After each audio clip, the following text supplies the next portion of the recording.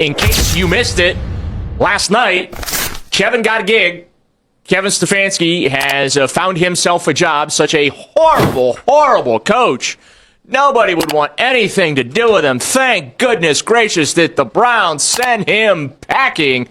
He only had interviewed with 7 teams, was slated to have second interviews with 4 of those 7 teams.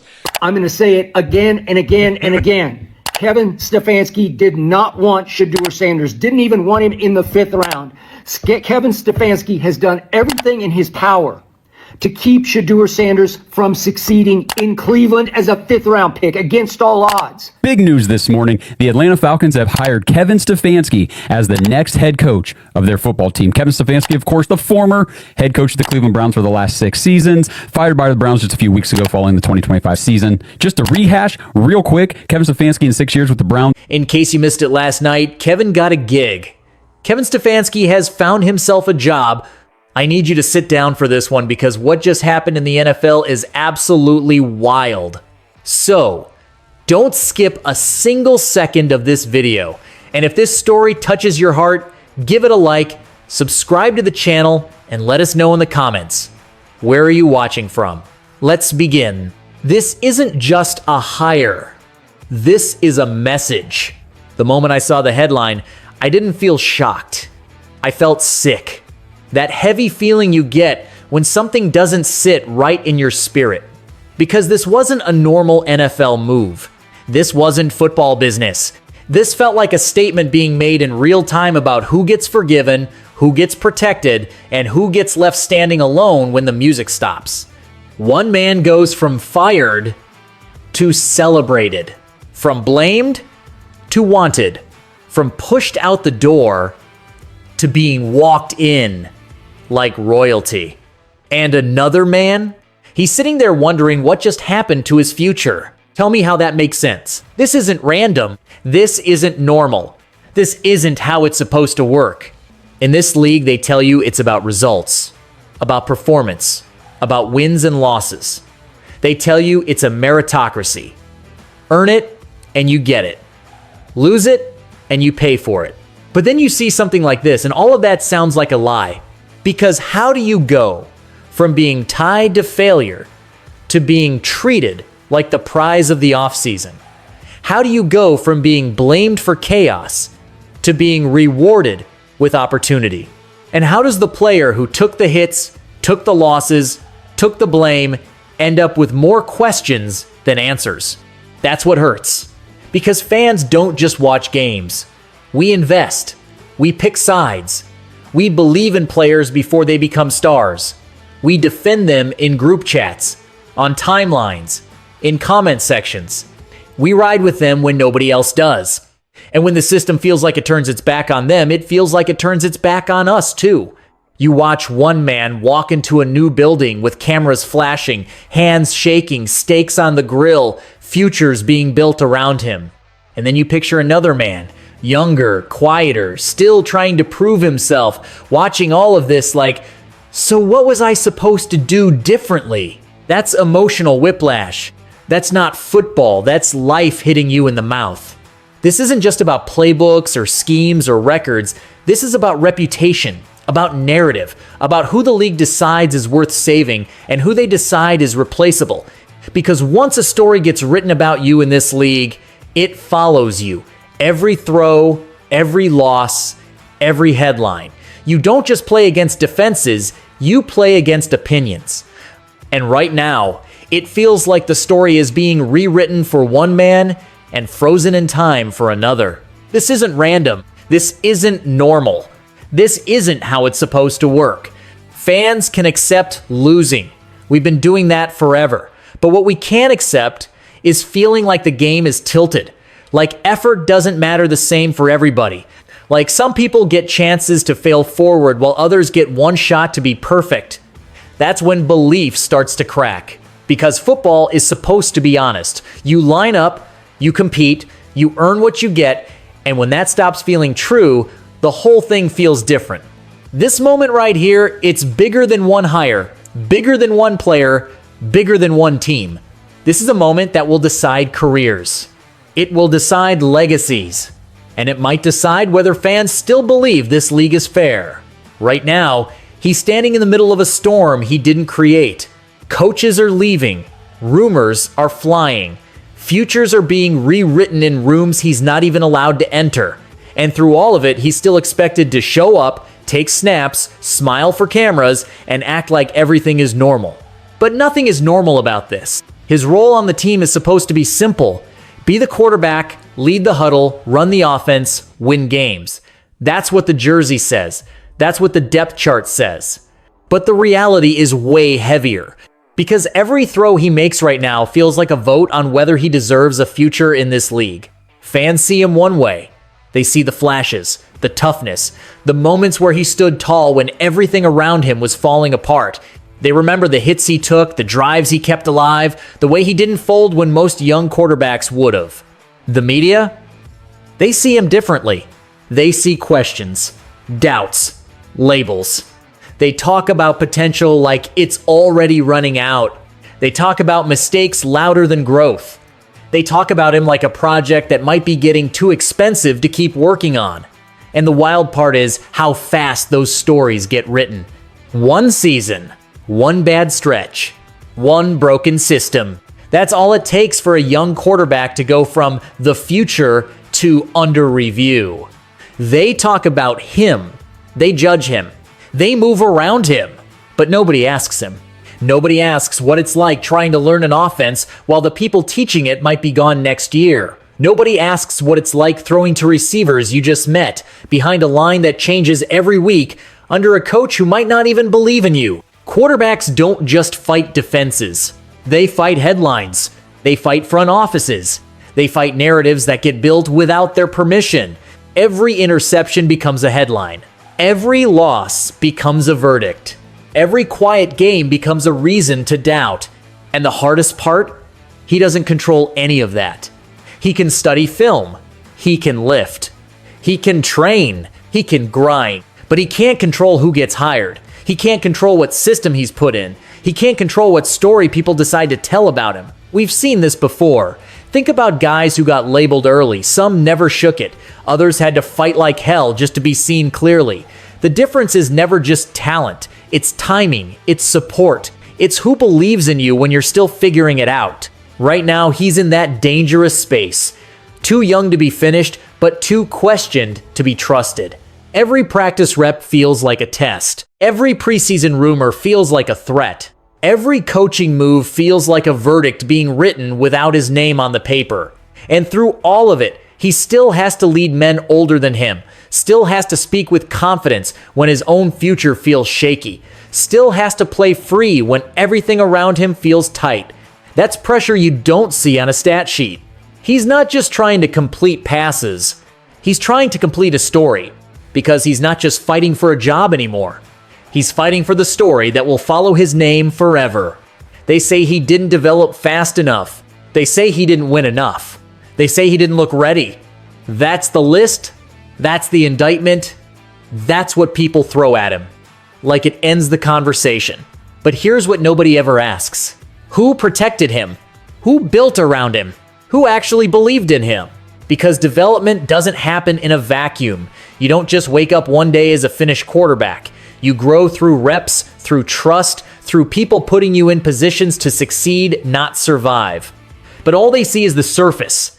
They see mistakes, not context. They see losses, not support. They see failure, not setup. Every bad throw becomes proof. Every tough game becomes a verdict. Every rough stretch becomes a reason to say, "See? Told you." But what they don't talk about is what he walked into. A system that never felt settled. Coaches who came and went. Play calling that changed. Protection that broke down. Weapons that rotated like a door that wouldn't stop spinning. And somehow, through all of that, he was still expected to look calm, confident, and complete. That's not development, that's survival. Young quarterbacks don't just lose games. They lose confidence. And when confidence breaks, it doesn't shatter loud. It cracks quiet. It shows up in hesitation, in second guessing, in playing not to mess up instead of playing to win. And once doubt sticks to you, everything gets viewed through that lens. A good throw becomes about time. A bad throw becomes same old story. A strong game becomes let's see it again. A weak game becomes that's who he is. There's no balance, no patience, no grace. They don't see a young man trying to learn. They see a label trying to survive. And that's the dangerous part, because labels are louder than truth. We've watched this happen before. Talented guys get put in bad situations and blamed for not fixing them. They get judged like they were given everything, when in reality, they were handed chaos and told to make it look clean. Development isn't magic. It's time, it's trust, it's structure. Without those, even great talent struggles. Even gifted arms look shaky. Even smart quarterbacks look lost. Because football isn't one-on-one, it's 11 men moving with one mind. And when that mind is confused, everybody pays for it. But the quarterback pays first. He gets the blame. He gets the headlines. He gets the doubt. And then people act shocked when his confidence isn't bulletproof. They forget he's human. They forget he hears it. They forget he feels it. Every article, every clip, every comment, it adds up. And through all of that, he still has to walk into huddles like he believes. Still has to talk like a leader. Still has to throw like nothing is wrong. That takes strength. People don't measure. So before they say he didn't develop fast enough, ask what he was given to grow with. Before they say he didn't win enough, ask who helped him win. Before they say he didn't look ready, ask who actually prepared him. Because you can't judge a man by the storm he was thrown into. And you can't bury a man for drowning when nobody threw him a rope. This is where everything can change. Because for the first time in a long time, the noise doesn't have to decide his future, his response does. A real reset doesn't look like headlines. It looks like new voices in the room, new systems on the board, new belief in the air. Sometimes all a player needs isn't more talent, it's a clean slate, a coach who sees what others missed, a scheme that fits instead of fights him, a moment where the game finally slows down and starts making sense. We've seen this before. Guys written off too early, labeled too fast, counted out before their story was done. Then one change happens, one coach, one system, one season, and suddenly everybody's acting like they always believed. That's how fast this league forgets. So I'm saying this straight to him now. This is your window. This is your response. This is your answer. Not to critics, not to headlines, not to hot takes, to yourself. Because what comes next is about survival. Not just on the field in the story of who you become. Leadership isn't loud speeches. It's showing up early when nobody's watching. It's staying late when nobody cares. It's throwing the same route 100 times until it feels automatic. It's studying film not because you're told to, but because you're hungry to know what beat you. Work ethic isn't a slogan. It's what you do when doubt gets heavy, when confidence feels shaky, when the league starts moving like it doesn't need you. Resilience is the skill nobody measures, but everybody needs. It's taking a hit and standing back up. It's throwing a pick and coming right back at the defense. It's hearing your name in rumors and still calling plays like you belong. Hunger is what separates survivors from stories. Because this league doesn't wait. It replaces, it forgets, it moves on fast, and the only way you stay in its memory is by forcing it to remember you. Every rep matters. Every drive matters. Every moment is a message. A message to coaches. A message to front offices. A message to fans. A message to yourself. You don't need perfection. You need progress. You don't need magic. You need momentum. You don't need to be flawless. You need to be fearless. Play like you've got nothing to lose because, honestly, that's when players become dangerous. This is where you stop playing scared of mistakes and start playing hungry for moments. This is where you stop trying to survive Sundays and start trying to own them because one good season changes opinions. One strong stretch changes narratives. One real run changes legacies. Ask any player who ever got doubted early and celebrated late. It always starts the same way, with a chance that feels smaller than it really is. This is that chance. This is the part of the movie where the lights go low, the music gets quiet, and the main character decides who he's really going to be. And here's the truth, most people forget. All it takes is one season, one run, one stretch of belief, and everything changes. This is one of those moments people won't understand until years from now. Not because it was loud, not because it was pretty, but because it was the turn. Every era has a moment like this. Not the championship, not the parade. The moment before all of that, when doubt is thick, when belief is thin, and when a player decides he's not done being written off. One day, people are going to look back at this and say, this is where the story turned. Not when he was drafted, not when he struggled, not when he got doubted, but right here, when everything around him said move on, and he said not yet. I'm not promising a fairy tale, I'm not promising rings, I'm not promising headlines that suddenly love him. I'm promising fight. He might fail, he might fall, but he won't disappear. Because disappearing is easy. It happens when you stop believing, when you stop pushing, when you start playing small just to survive. He's not built for that. What he's in right now, it's the part of the story where characters either fade or rise. And this is where fans matter. Not bandwagon fans, not highlight-only fans, real ones. The ones who stayed when it wasn't pretty. The ones who defended him when it wasn't popular. The ones who saw something when others saw problems. This is the time to believe. This is the time to defend. This is the time to remember who you stood with before the crowd showed up. Because when the story changes, and it will, people always pretend they were there from the start. But you'll remember the quiet games, the ugly losses, the hard weeks, the doubt in every headline. You'll remember believing anyway. They doubted him. They questioned him. They tried to move past him. But he's still here. Still working, still grinding, still fighting for his name, his future, his story. That's not weakness, that's survival. This league moves fast. It replaces quick. It forgets faster. But stories don't fade. They grow, they travel, they get told long after the uniforms change. And if he gets this right, not perfect, not flawless, just right, they're not going to remember how loud they doubted him. They're going to remember how wrong they were. They'll say his name with respect, with curiosity, with that tone people use when they talk about someone who refused to go away.